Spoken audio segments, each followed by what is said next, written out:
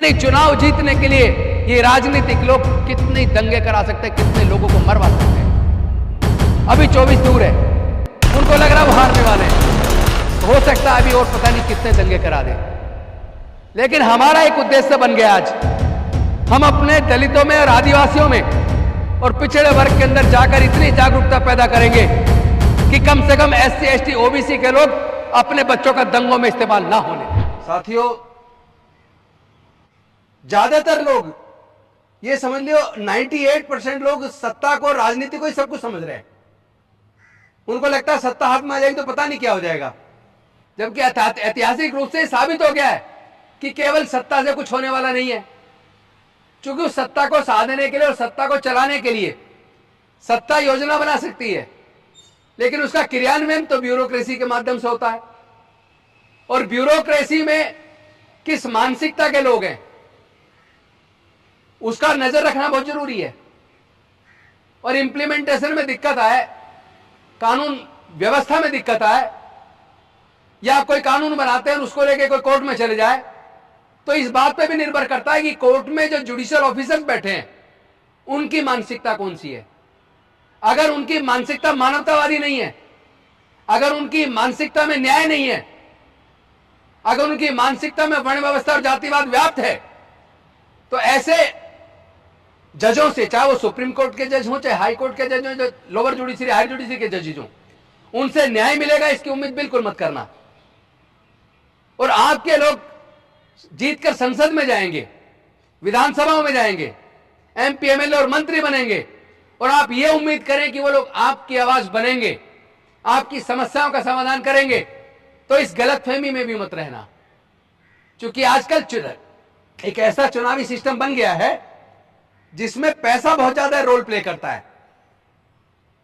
एक एक चुनाव में करोड़ों रुपए खर्च होता है, और जो लोग वो करोड़ों रुपए देते हैं, तो जिनके पैसे से वो नेता चुनाव लड़ता है, वो पहले ही दिन उनकी गुलामी स्वीकार कर लेता है। अब गुलाम से आप ये उम्मीद करो कि वो आपकी आवाज बनेगा, आपके न्याय के लिए लड़ेगा, तो ये गलतफहमी जितना जल्दी हो सके अपने दिमाग से निकाल दो। ये निकलनी चाहिए। मान्यवर कांसीराम साहब ने जो पुस्तक लिखी अपने जीवन में बहुत महत्वपूर्ण, चमचा युग, तो भाई चमचा चाहे सोने का हो, चमचा चाहे चांदी का हो, चमचा चाहे पीतल का हो, चमचा चाहे सिल्वर का हो, लेकिन ध्यान रहे चमचा अपनी मर्जी से नहीं घूमता। चमचा जिसके हाथ में होता है उसकी मर्जी से घूमता है। और बांटने की भी अगर बात है तो चमचा जिसके हाथ में, उसे कितना निकालना है, कितना किसको देना है, यह भी उस पर निर्भर करता है जिसके हाथ में चमचा है। तो अगर यह महत्वपूर्ण अंतर और समझ आपके अंदर नहीं है, अगर यह समझ आपकी विकसित नहीं हुई है, तो आप लोग न्याय कर पाएंगे, न्याय ले पाएंगे, यह संभव नहीं है। मैं एक बात अपने मुस्लिम समाज के लोगों से भी कहना चाहता हूं, तो इतनी लंबी जिनकी सत्ता हुई, वो इतना डरा हुआ और सहमा हुआ और पिछड़ा हुआ क्यों है? क्या इस पे चर्चा नहीं होनी चाहिए कि उनके बच्चे पढ़ क्यों नहीं रहे? या जो लोग उनके हुक्मरान हैं, जो लोग संसद विधानसभा में गए, क्या उन्होंने समाज को जिस तरह जागरूक करना चाहिए था, क्या उन्होंने समाज को जागरूक किया? क्या उन्होंने अपने समाज को पढ़ाई की वैल्यू बताई? अनफॉर्चुनेटली उस समाज में भी पढ़ाई की वैल्यू पर चर्चा नहीं होती। यानी पिछड़े वर्ग को, दलितों को, आदिवासियों को, अल्पसंख्यक को अगर इसे जोड़ दिया जाए तो 140 करोड़ में से कम 115 करोड़ है। लेकिन इस 115 करोड़ की ना तो कानून के मंदिर में, न्यायालय में हिस्सेदारी है, ना देश के व्यापार में हिस्सेदारी है, ना देश के प्राकृतिक संसाधनों में हिस्सेदारी है, ना देश की जो असली ताकतें हैं वहां हिस्सेदारी है। और संसद में अगर हिस्सेदारी बनी भी है तो वो पपेट्स की है, वो चमचों की है। चमचे न्याय नहीं करेंगे। आज जो नूह के अंदर दंगा हुआ, कौन कहता है किसको नहीं पता था कि यह दंगा होगा? अरे जो लोग पुलवामा के अंदर क्या हुआ सत्यपाल मलिक पूरा खुलासा कर चुके हैं, जो जम्मू एंड कश्मीर के उस वक्त के राज्यपाल थे वो खुलासा कर चुके हैं। यानी चुनाव जीतने के लिए ये राजनीतिक लोग कितने दंगे करा सकते हैं, कितने लोगों को मरवा सकते हैं। अभी 24 दूर है, उनको लग रहा है वो हारने वाले हैं, तो हो सकता है अभी और पता नहीं कितने दंगे करा दें, लेकिन हमारा एक उद्देश्य बन गया आज, हम अपने दलितों में और आदिवासियों में और पिछड़े वर्ग के अंदर जाकर इतनी जागरूकता पैदा करेंगे कि कम से कम SC ST OBC के लोग अपने बच्चों का दंगों में इस्तेमाल ना होने दें। और जो बड़े बड़ी कुर्सी पर बैठे नेता हैं या जो बड़ी कुर्सी पर बैठे अफसर हैं या जिनके घरों में मंदिरों का चढ़ावा जाता है, मैं पूछना चाहता हूं, किसी भी दंगों में उनके बच्चे गिरफ्तार क्यों नहीं होते? किसी भी दंगे में उनके बच्चे क्यों नहीं जाते? किसी भी धार्मिक जुलूस में जहां नंगी तलवारें लहराई जाती हैं, वहां उनके बच्चे क्यों नहीं जाते? उसमें दलितों, पिछड़ों, आदिवासियों के बच्चों का इस्तेमाल होता है। तो आप लोग इतने बेखबर क्यों हैं? आपके बच्चे कावड़ लेने जा रहे हैं, उनके बच्चे विदेश में पढ़ रहे हैं, तो तरक्की किसकी होगी? तरक्की उसकी होगी जो दंगों में शामिल नहीं है, जो अपनी पढ़ाई पे गंभीरतापूर्वक ध्यान दे रहा है। जब आप पढ़ेंगे, जागरूक होंगे, तो सत्ता से सवाल करेंगे, और सत्ता को यह पसंद नहीं कि कोई उससे सवाल करे। उन्हें सवाल करने वाला ना मीडिया पसंद है, ना उन्हें सवाल करने वाले लोग पसंद हैं, ना उन्हें सवाल करने वाले अफसर पसंद है। ब्यूरोक्रेसी में भी देख लेना, जो अधिकारी कानून का हवाला देकर कानून के हिसाब से काम करना चाहते हैं, ऐसे अधिकारियों को उठा के कहीं दूर फेंक दिया जाता है। अभी आपने एक वीडियो देखा होगा बरेली का। बरेली में कुछ कावड़िए, जो SSP का बयान है कि वो नशे में थे, उनके पास कुछ औजार भी थे, वो मस्जिद के सामने ही ढक बजाने लगे।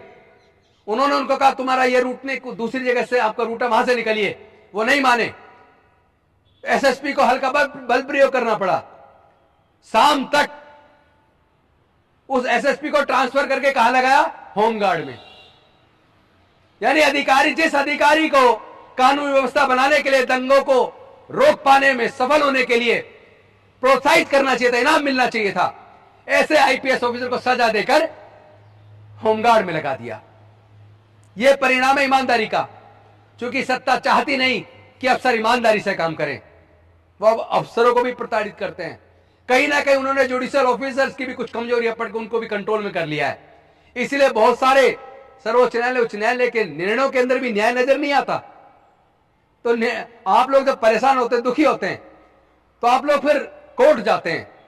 लेकिन अगर कोर्ट में भी न्याय ना मिले तो फिर कहां जाओगे? फिर कहां जाओगे?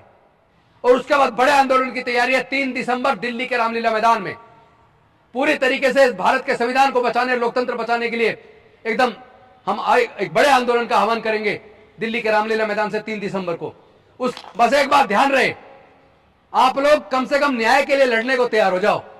अगर आप लोग भी जाति देखोगे, धर्म देखोगे, अगर किसी के साथ अन्याय हो रहा है, अब किसके साथ अन्याय हो रहा है, पहले आप उसकी जाति और धर्म ढूंढोगे, फिर कुछ होने वाला नहीं, कुछ नहीं बदलेगा देश में। आपको यह देखना, अन्याय हो रहा है तो अन्याय के खिलाफ आपको न्याय की लड़ाई को लड़ना है। चाहे वो किसी भी धर्म और किसी भी जाति के व्यक्ति के साथ अन्याय हो, इस लड़ाई को लड़ना पड़ेगा। हमें भारत के संविधान को बचाना है, भारत के लोकतंत्र को बचाना है, वरना यकीन मानिए भारत का हाल पाकिस्तान, लेबनान, इराक और अफगानिस्तान और सीरिया जैसे होने वाला है। क्योंकि जिस तरह ये कट्टरपन बढ़ रहा है भारत में, कुछ ऐसी ताकतें जो एक पर्टिकुलर धर्म का राष्ट्र बनाने की बात कर रहे हैं। अरे तुम भैया, जिस दिशा में तुम बढ़ चुके हो, ये जो नफरत बढ़ रही है, इस नफरत में देखा नहीं, एक पुलिस वाले ने, रेलवे पुलिस के एक कांस्टेबल ने अपने ASI को और 30 लोगों को मार दिया, और मीणा समाज के ASI तो उसको मार दिया। मतलब आपने इतना जहर घोल दिया समाज में। जो सरकारी कर्मचारी है, जो पुलिस में है, सेना में है, उसके मन में भी आपने जहर घोलकर उसको भी बांट दिया। मणिपुर में वो क्रिश्चियन को मार रहे हैं, आदिवासी को मार रहे हैं, यानू में वो किसी और को मार रहे हैं, कई पिछड़ों को मार रहे हैं, कई दलित को मार रहे हैं, कई दलित के मुंह पे मूत रहे हैं, कई मुंह छिड़कने पर हत्या कर रहे हैं, कई घड़े छूने पर हत्या कर रहे हैं, कई बहन बेटी की इज्जत लूट कर, सामूहिक बलात्कार करके हत्या कर रहे हैं। भाई कब तक चलेगा ये? ऐसा नहीं है लोग लड़ना नहीं जानते, लोग उनका जवाब दे सकते हैं। लेकिन मेरा अपना ये मानना, ये विचारधारा की लड़ाई है। ये लड़ाई औजार हथियार की नहीं है, और औजार हथियार से वैसे भी कोई जंग जीती नहीं जा सकती। विचार की लड़ाई को विचार से लड़ना होगा, दिमाग से लड़ना होगा, बुद्धि विवेक से लड़ना होगा। और मुझे पूरा यकीन है कि हम लोग बुद्धि और विवेक से, दिमाग से, अपनी काबिलियत से डॉक्टर बाबा साहब अम्बेडकर के बताए रास्ते पर चलकर संवैधानिक तरीके से इस लड़ाई को लड़ेंगे भी और इस लड़ाई को जीतेंगे भी।